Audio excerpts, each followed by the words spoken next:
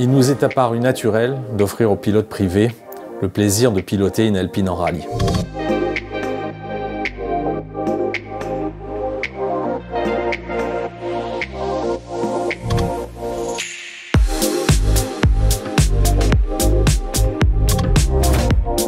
Lionel Chevalier, directeur technique de Signatec Alpine.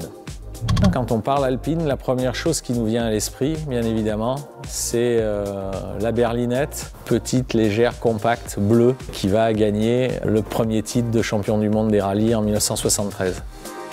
Pour nous, ça a vraiment été une évidence de faire une version rallye à partir de la 110 de route, puisque déjà au départ, c'est déjà une voiture qui est très légère, agile, donc il y a déjà des qualités de base qui nous font immédiatement penser à une application rallye.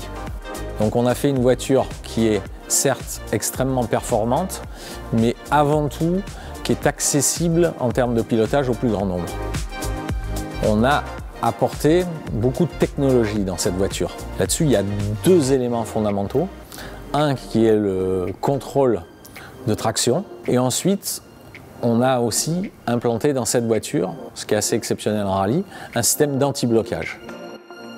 Alors après un développement important qu'on a pu réaliser avec Manu Guigou et première saison d'exploitation de la voiture, nous sommes extrêmement satisfaits des résultats obtenus en 2022. Grâce à Cédric Robert, au niveau national, nous sommes champions de France des rallyes d'Euromotrice, et au niveau international, avec Raphaël Astier, nous remportons la coupe FIA RGT.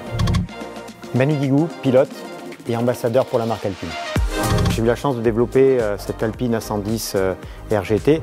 C'est une auto qui pousse. Alors quand je dis qui pousse, qui fait 320 chevaux, propulsion, un super équilibre au niveau de l'auto avec un moteur central. Et c'est vrai que c'est une auto facile à piloter de par son équilibre, sa légèreté, puisque c'est entre 140 et 150 kg plus léger qu'une 4 roues motrices, mais surtout avec des accélérations type WRC, puisque avec le traction control, il y a très peu de patinage.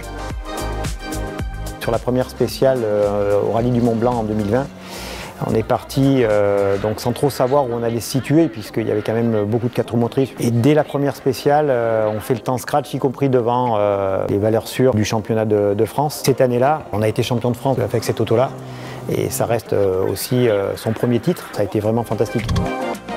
Raphaël Astier, vainqueur de la Coupe du Monde FIA RGT 2022. Statut amateur comme on est, on s'était dit pourquoi pas essayer de jouer dans cette Coupe du Monde face à des personnes qui ont quand même plus d'expérience. On a attaqué par le Monte Carlo, ça s'est fini avec une victoire en Euromotrice, donc avec mes partenaires on a décidé de continuer sur l'ensemble de la Coupe du Monde RGT. Donc ensuite, Rallye des Canaries, manche ERC, où on a fait une deuxième place. Ensuite on est allé sur Rome, où on a mis une nouvelle victoire. Et on a fini par le rallye du Baroum et on a gagné une victoire qui nous a permis de remporter la Coupe du Monde FIA RGT 2022.